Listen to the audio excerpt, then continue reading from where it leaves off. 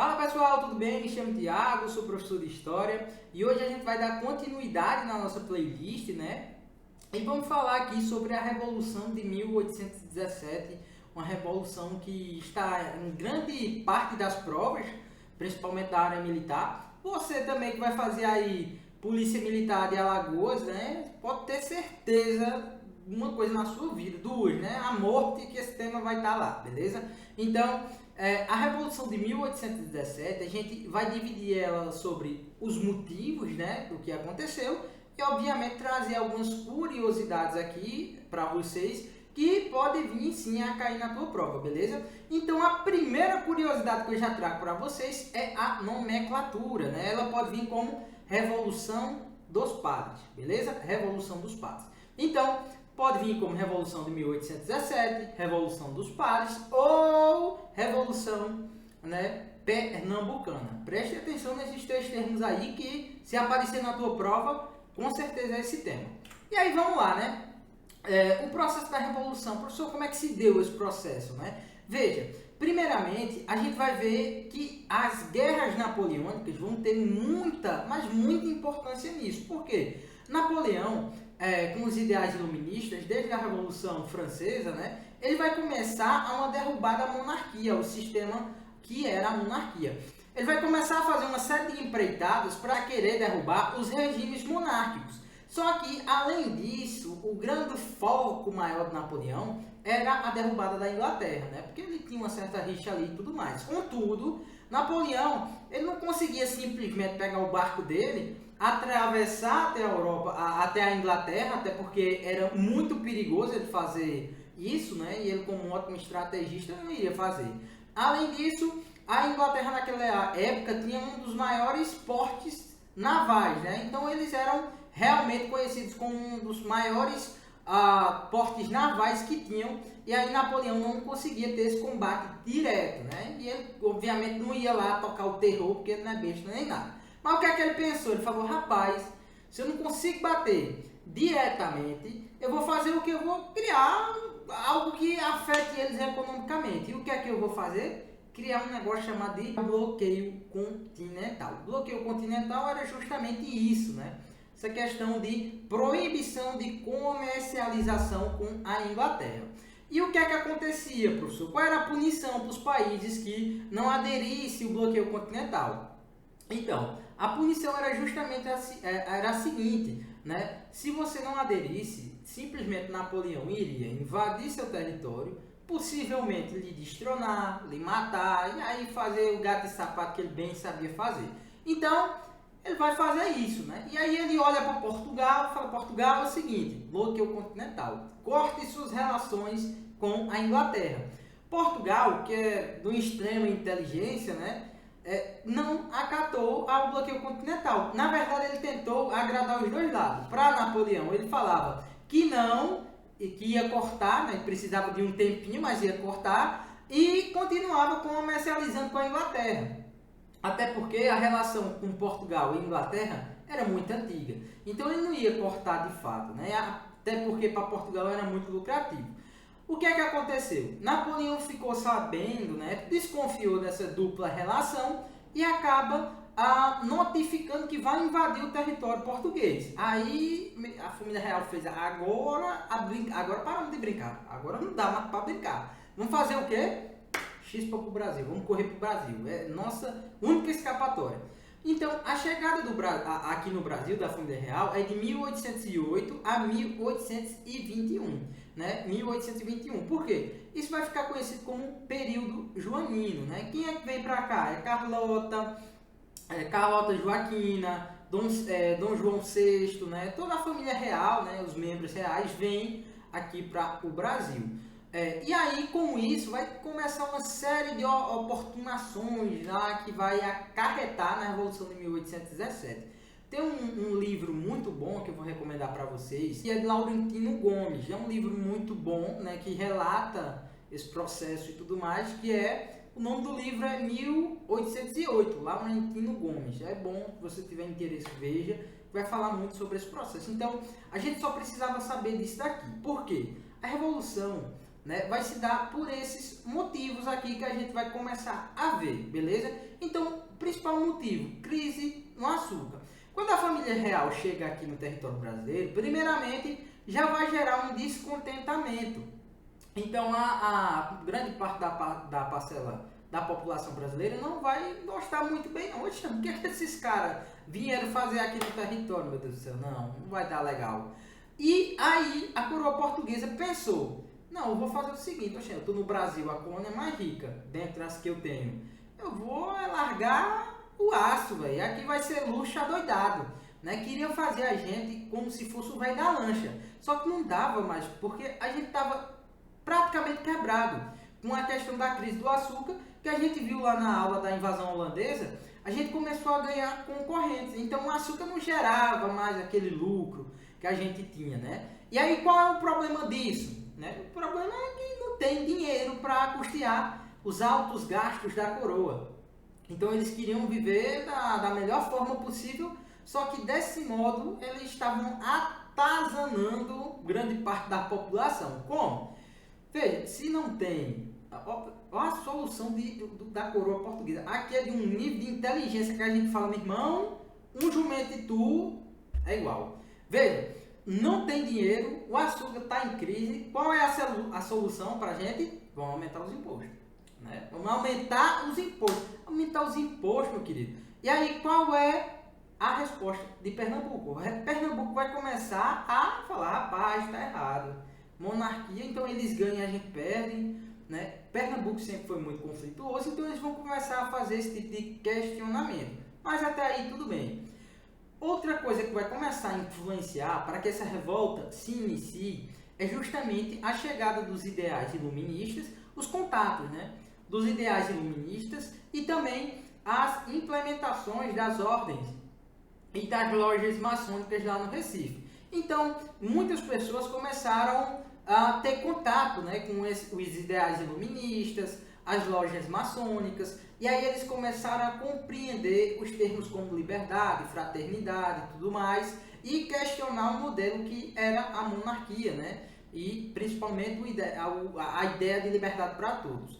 Então eles começam a ter esse tipo de relação. Agora, ficou tão expandido essa questão do iluminismo e da maçonaria que começou a adentrar em algumas partes, né, daquela pirâmide social que era o clero e tudo mais. Então, o que é que vai acontecer? Alguns padres daquela época, na verdade uma grande quantidade de padres daquela época vai começar a gostar, né, daquelas ideias e falar, rapaz, que ideia legal, né, velho? Me conte mais, eu quero saber mais. O que é a maçonaria? Quando pensa que não, ele já estava dentro. Então, a revolução dos padres, que é uma nomenclatura, também tem a ver porque teve um alto grau e um alto quantitativo de padres participando dessa revolta. Justamente porque o clero ele vai começar a se associar muito, né, com a questão e os ideais da maçonaria. E isso vai influenciar até demais na revolta. Então, a gente vai ter a crise da economia açucareira influenciando, a gente vai ter o aumento dos impostos aqui, né? A coroa portuguesa chegou e aí começa a aumentar os impostos como para poder manter seus luxos, aí gera um descontentamento com a família, a real, e aí sim vai começar a se inicializar, além dos ideais iluministas e maçônicos, beleza? Anote isso que é as palavras-chave para você começar a matar a questão. Geralmente eles gostam de perguntar os motivos, né? Mas qual é o motivo, menino? Diga qual é o motivo. Se for Sebrasco, é que eles gostam mesmo, né? Então vamos lá. A família real começou a aumentar os impostos para custear seus luxos. Mas Pernambuco já estava em crise, visto que a Holanda estava concorrendo pelo comércio da venda de açúcar. Ó, eu peço perdão, ficou correndo, né? Correndo de quem? Ninguém, mas era concorrendo. Teve um errozinho, mas dá para entender. Pernambuco já sonhava em um movimento separatista, mas isso ganha força com o contato com as ideias iluministas e a influência da maçonaria, que por curiosidade, a maioria dos maçons eram padres. Lembre-se disso, eram padres. Beleza?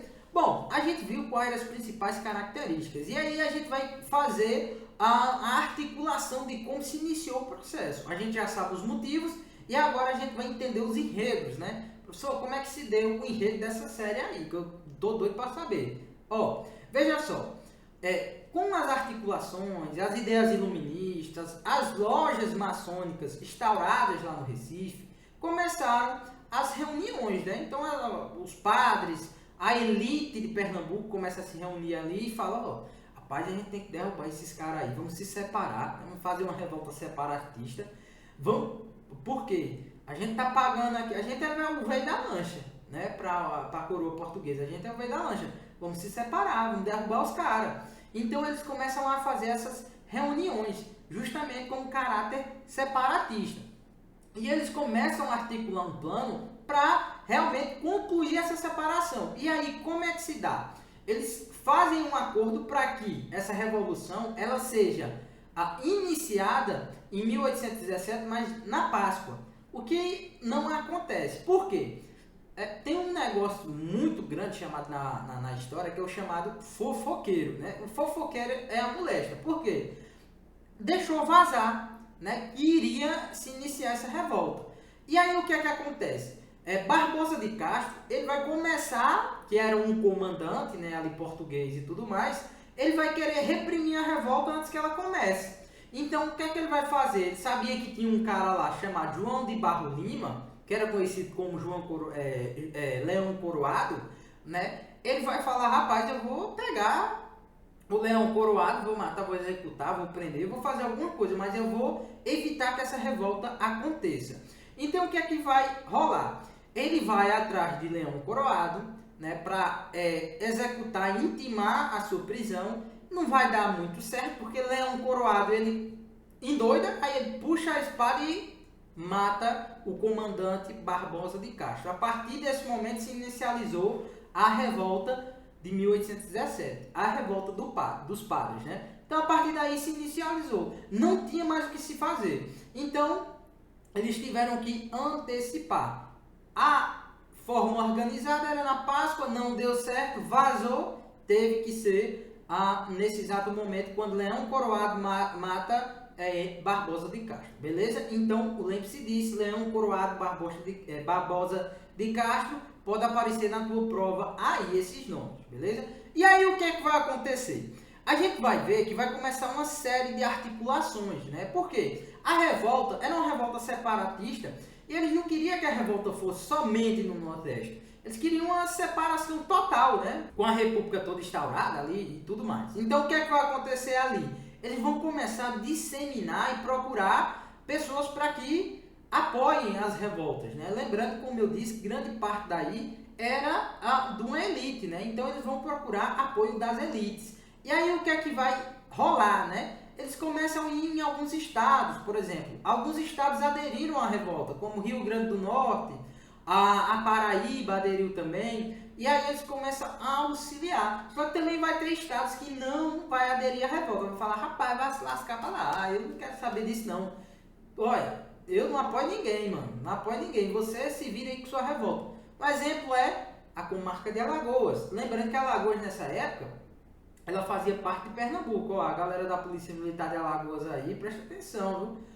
A Alagoas fazia parte do território alagoano, era parte do território pernambucano. E o que é que vai rolar? Alagoas não vai aderir à revolta. Ela vai, na verdade, hostilizar as passagens de algumas pessoas lá, para que não vá disseminar a ideia do iluminismo, essa ideia de separar e tudo mais. E nem vai querer apoiar. Outro caso é a Bahia também, né, que vai ajudar a conter a revolta, porque a Bahia não vai aceitar também essa ideia. Beleza? Então a gente vai partir dessa noção. Por quê? Veja, a partir do momento que a Paraíba e o Rio Grande do Norte ajudam, né, nessa revolta, vai se criar ali uma intenção maior, né, um apoio maior. Então a revolta ela vai, por um certo período, vai ter um ápice, né, de apoio, e isso vai influenciar demais para que ela ganhe forma e força. Beleza? E aí o que é que vai lascar com tudo? Professor, mas eu tô vendo aí que apoiaram, né? Se apoiaram, como é que lascou com tudo? Ó, lascou por conta de uma coisa. Veja, aqui a gente vai colocar aqui, ó, basicamente em Igaraçu, o que? Lá vai ter alguns líderes que vão ter um tipo de missão, né, a ser feita ali para poder ajudar na revolta. A gente vai ter um cara chamado de Padre Roma.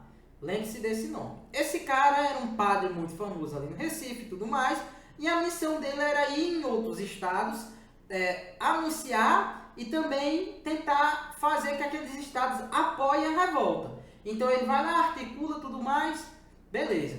Então Padre Roma, que de padre não tinha nada, né, porque ele tinha 5 filhos por aí, ele vai passar, ele vai sair aqui de Igaraçu, vai descer, e vai até onde é a Bahia ali embaixo. Quando ele passa aqui na comarca de Alagoas, no território de Alagoas, ele é altamente hostilizado. As pessoas xingam, brigam, não quer que passem ali, não quer que divulgue e tudo mais. Isso é um ponto positivo. Por quê?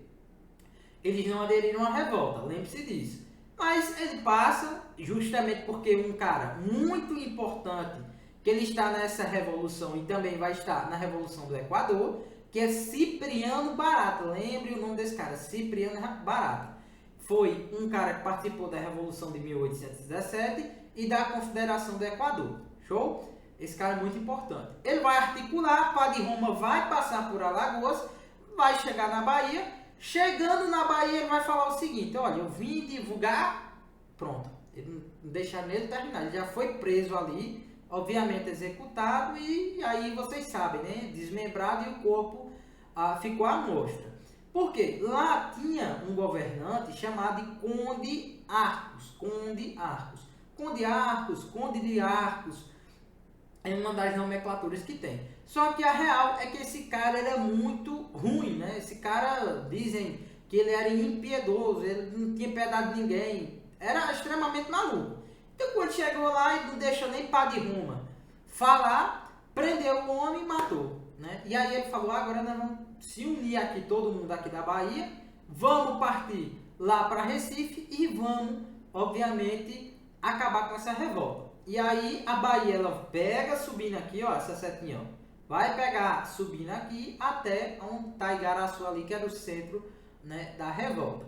Juntamente a isso, a gente vai ter lá do Rio de Janeiro Dom João VI, né, que vai mandar suas tropas marítimas para atacar pelo mar. Então a revolta vai começar a ser altamente reprimida, né? Porque eles têm que lidar com tropas que estão no mar e tropas que vêm pela terra. E aí isso vai gerar um certo desconforto e diminuir também o êxito da revolta.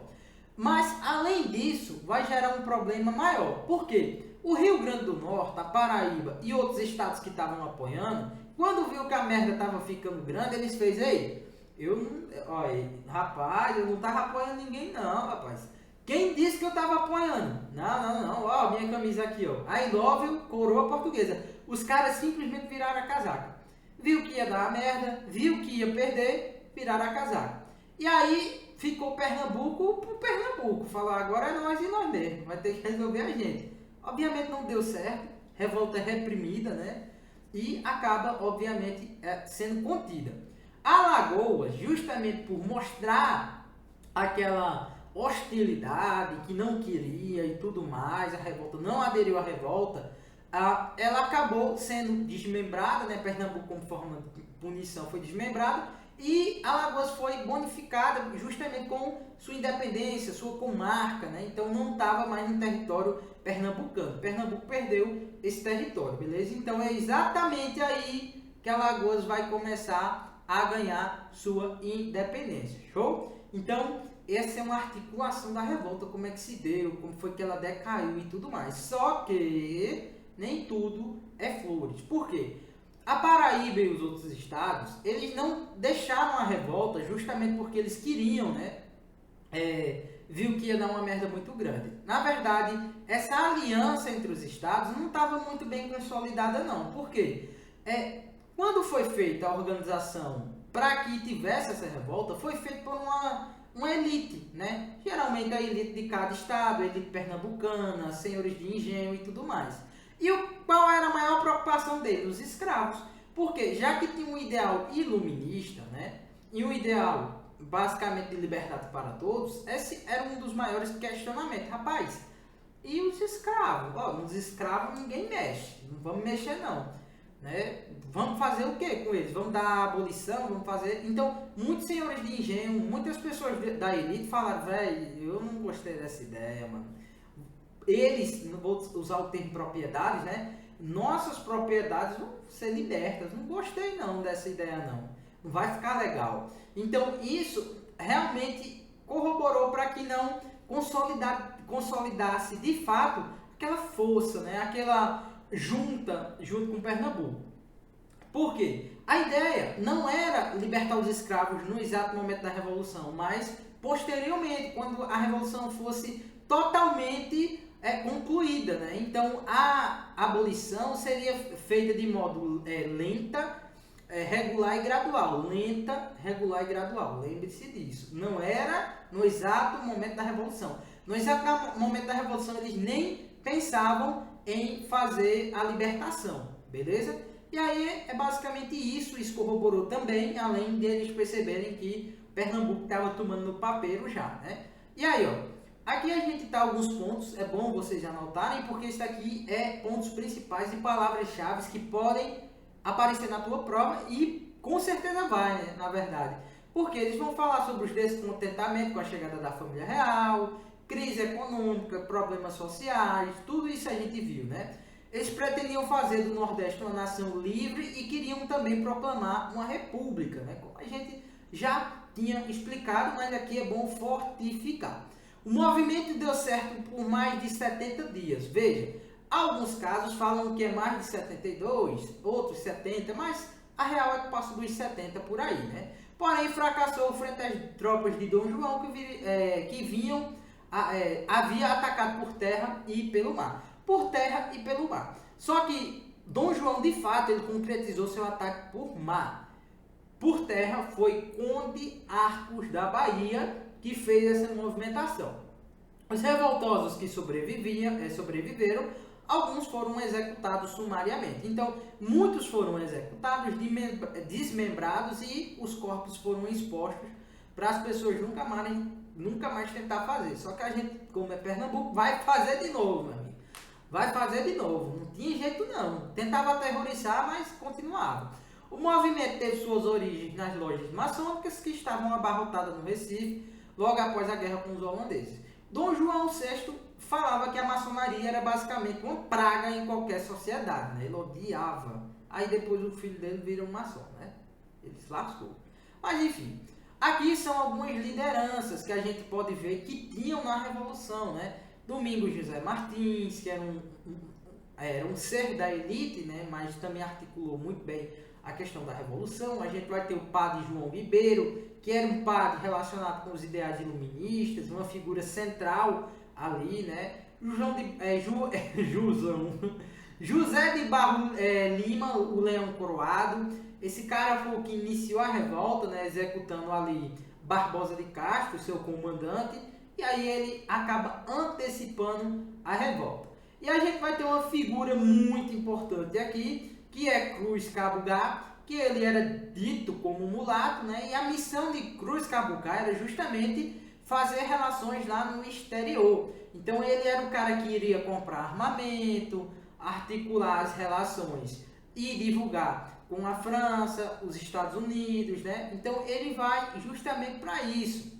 E qual era a ideia de Cruz Cabugá? E se eu, já que a coroa portuguesa veio fugida, né? E se eu trazer Napoleão para ajudar na revolta? Então, a ideia principal também, uma das ideias de Cruz Cabugá, era trazer Napoleão, né? Nem que fosse a força, para ajudar na revolta e expulsar a coroa portuguesa, né? A família real aqui do Brasil. Então era uma das missões. Acabou que ele não achou, nessa época Napoleão já estava ali mais ou menos no seu asilo ou estava articulando alguma guerra aí, né? Mas a missão dele era essa. Outros nomes que é de muita importância você lembrar é de Cipriano Barata, como eu mencionei, e também o Frei Caneca.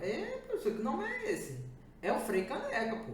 O nome dele era Frei Caneca. Ele foi um dos padres, Frei Caneca, obviamente, né? Ligado às questões religiosas, e Cipriano Barata era um cara da elite, basicamente, mas envolvido muito politicamente com os estados, beleza? Então, o que aqui esses dois têm de importância? Eles tanto participaram da Revolução de 1817 e também da Confederação do Equador. Então, preste atenção. Inclusive, quem vai iniciar essa revolta novamente é Cipriano Barata e Frei Caneca lá na Confederação do Equador, que eles são remanescentes, né? Então, eles vão surgir de novo e vão para a revolta de novo. Aí pronto. Aí vai ficar dessa forma. Então, pessoal, agora a gente vai para as questões, né? Eu vou mostrar para vocês como algumas provas cobram e também como esses termos que a gente viu aqui vai ajudar a matar muitas questões. Obviamente, essas partes aqui é uma explicação mais aprofundada, mas se você conseguir sintetizar, né, entender que a Bahia foi contra, a Alagoas aproveitou o momento para hostilizar e não aderir à revolta, ganhou sua independência. Pernambuco, né, como forma de punição, Dom João VI foi lá e tirou parte do território onde surgiu a Alagoas, né? E assim foi. Então, você entendendo todo esse processo, show, você está muito à frente dos seus adversários aí, beleza? Então, espero que vocês gostem e agora a gente vai aqui para as questões. Bom, gente, então vamos colocar em prática o que a gente viu nessa aula, justamente aqui nas questões. Então, a gente vai pegar os principais termos, né, que foi visto, as palavras, os motivos, quem participou, qual foi a importância, né? Então isso é de grande valia para que você comece a acertar as questões, beleza? Então, veja só, sobre a Revolução de 1817 em Pernambuco, é incorreto afirmar. Toda vez que vir com essa moléstia desse nome incorreto, coloque um círculo, grife, faça alguma coisa para que você veja, porque é danado para o cara pegar e comer palavra e ver o nome correto. É correto afirmar. Beleza? Então vamos lá. Ó. Letra A. Foi um movimento marcado pela defesa e garantia dos direitos individuais e indisponíveis, visando a conquista da liberdade ao abolir a escravidão. Ô professor, achei o gabarito. Achou, cara. Por quê? A gente viu na aula que ele não tinha a intenção alguma durante o processo revolucionário de abolir a escravidão. Eles queriam, até foi pautada a ideia, mas caso fosse instaurado, isso seria lá para frente de modo lento, regular e gradual. Ou seja, iria demorar demais. Só que a palavrinha que a gente vai lembrar é que nos escravos ninguém mexe. Era um termo, né, que eles utilizavam justamente para mostrar que abolir a escravidão não era uma pauta ali para eles. Não tinha nada a ver com os motivos, né? Então, a gente vai no gabarito A. Mas vamos ver o restante. B. A Revolução de 1817 foi influenciada pelas ideias iluministas. Isso é bem verdade. C. O governo provisório era composto por membros que representavam as classes dominantes. Perfeitamente. D. A Revolução Pernambucana de 1817 foi motivada pela crise econômica que atingiu o comércio, a forte seca que assolava a região e as despesas com a corte portuguesa que estava enchendo o saco, né? Gastando dinheiro e aumentando impostos. Vamos lá. Aqui mais uma, né? Acerca da Revolução Pernambucana de 1817, assinala a alternativa correta. Beleza, correta. A Revolução Pernambucana de 1817 foi um movimento separatista, tudo bem. O primeiro que ocorreu no período colonial, já achamos o erro. Por quê? Não foi o primeiro que ocorreu no período colonial. A gente vai ter a Inconfidência Mineira, né? A gente vai ter Conjuração Baiana. Então não foi o primeiro do período colonial, mas ele foi o primeiro a passar da fase conspiratória. Beleza? Se viesse aqui, o primeiro que passou da fase conspiratória, a questão estava correta. Então, termo aqui, ó. Primeiro que ocorreu no período colonial. Cuidado nessas pegadinhas, bicho. Cuidado, porque o cara fala, e é verdade, né? Porque no período colonial, 1817, eu não lembro de outro. Então, eles vão brincar muito com isso. E aí, ó, de caráter republicano, ok, que aconteceu na capitania de Pernambuco, esse movimento foi liderado pelas elites locais, sem contar com grande adesão popular, assim que foi defragado. Olha, tudo ok, com a ressalva do primeiro que ocorreu no período colonial. Não foi o primeiro, né? A gente viu que teve outros. Então, questão errada. A Revolução Pernambucana de 1817, assim como a Inconfidência... Aí, ó, já apareceu na outra. Assim como a Inconfidência Mineira e a Conjuração Baiana, foi um movimento de caráter separatista e republicano que ocorreu no Brasil colonial. A grande diferença desse movimento para os outros dois citados foi que a Revolução Pernambucana conseguiu superar a fase conspiratória, apesar de não ter chegado a tomar o poder local. Meu amigo, como é que eles passaram da fase conspiratória e não tomaram o poder local? Ah, mas foi feito em Pernambuco, né, professor?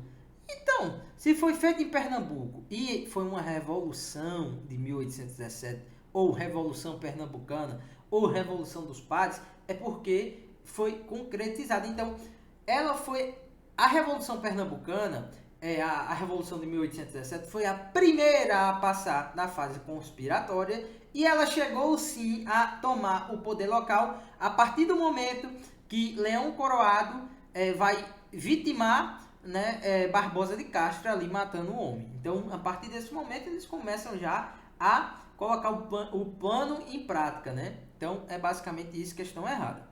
A Revolução Pernambucana teve início de fato em 6 de março de 1817, quando o brigadeiro português Manuel Joaquim Barbosa de Castro, aí, ó, uma complementando a outra, foi assassinado ao realizar a ordem do governador local de prender os supostos envolvidos em uma conspiração. Esse assassinato foi cometido pelo capitão José de Barros Lima, ou Leão Coroado, por isso que eu falei, gente, pega esses dois nomes, que é muito importante. Esses caras vão aparecer na tua prova, certeza. Por quê? Principalmente em Alagoas. Ou, se for fazer ali Pernambuco, não tenha dúvida, viu? Vai aparecer um desses dois. Que reagiu à voz de prisão realizada pelo brigadeiro. Beleza? Então, gabarito letra C. Vamos ver o erro da D? O movimento contou com as elites locais, composta por grandes comerciantes e alguns grandes proprietários. Teve a adesão também de militares, juízes... Não, olha, aí pode parar. Pequenos comerciantes, artesãos, agricultores, não. Além de ser um movimento totalmente regido pela elite, né? E também a elite, quando eu falo elite, é econômica e também política, porque naquela época o clero ele tinha uma certa movimentação política. Então essas duas elites aí, né, juntando se tornavam uma só, foi o que articulou, o que organizou. Obviamente teve uma parcela militar, mas para você ver o quão defasado era, os padres tinham que se armar para poder ir para a guerra também, porque chegou uma hora ali que não dava mais. Então os padres tiveram que ir guerrear mesmo, e aí muitos foram vitimados, né, nesse percurso aí. Mas enfim, tá errada também. Então gabarito C. Aí, ó, uma questão da Sebrasp, professor de História, né? Vamos ver. A respeito da Revolução Pernambucana de 1817, assinale a opção correta. Beleza. Preocupado em evitar ressentimentos futuros, o governo português agiu de maneira conciliatória, perdoando os líderes da Revolução Pernambucana de 1817. Nem a pau Juvenal, né? Por quê? Não ocorreu esse perdão. Na verdade, eles acabaram reprimindo e matando mesmo a revolta e quem estava participando dela. Então, muitos padres foram executados, muitos líderes foram executados, né? Os corpos foram desmembrados e expostos para que todos pudessem ver como é que estava, né? E também ficar de exemplo ali. Então não teve esse perdão, não. E Portugal também não foi bonzinho, não. Beleza? Não caia nessa de jeito nenhum. B. A Revolução Pernambucana de 1817 foi um movimento de libertação colonial cujo objetivo era a libertação de parte do território nordestino do domínio português. Bom, para mim parece muito coerente, porque era inicialmente esse o plano e depois eles queriam, né, que os outros aderissem. Então, vamos deixar aqui como uma observação, vamos ver se a gente mata o restante. O Ceará foi o principal polo revolucionário, nem nome, pela caridade, aqui não, aqui corta. Marcar essa daqui e não venha dizer, não, eu vi lá no vídeo do professor, ele que disse lá, não disse não, eu não disse isso não. É errado, viu? Ceará não foi o principal polo revolucionário, coisa nenhuma. Já corto por aqui. Ali eles ainda vão destacar porque não era um estado emancipado, né? Olha aí, ó, a brincadeira. Eu acho que eles quiseram fazer a troca até mesmo com a Alagoas, né? Para tentar confundir, mas enfim, tá errado. D. A base da Revolução Pernambucana de 1817 era conservadora e autoritária e insurgiu-se contra as ideias modernizantes de Portugal. Olha, aqui está errado. Por quê, professor? Está errado. Conservador e autoritário não daria revolução, né? Uma revolução de um conservador e de um autoritário seria uma coisa de doido mesmo. O conservador não quer que as coisas mudem se estiver favorável para ele, né? Então ele não iria fazer isso. Agora, o termo seria liberais, né? Esse termo conservadores poderia ser liberais, porque a gente vai ter uma disputa entre conservadores, que seriam os portugueses naquela época e tudo mais, e os liberais seriam aquela elite que passou a ter contato com as ideias iluministas, com os princípios maçônicos, né? E aí eles se converteram e se tornaram uma espécie de liberais, beleza? E autoritário não poderia ser porque a revolta tinha o caráter de se expandir e não de altamente conservar o poder ali entre eles, né? Então aqui eu já marcaria como errado também. E aí vamos ver essa A elite econômica pernambucana ressentia-se pelo fato de não receber a atenção da metrópole portuguesa, apesar de estar no momento da Revolução Pernambucana de 1817, em fase de grande prosperidade. E, professor, aqui eu vou marcar, viu? Marca tu perde a questão. Por quê?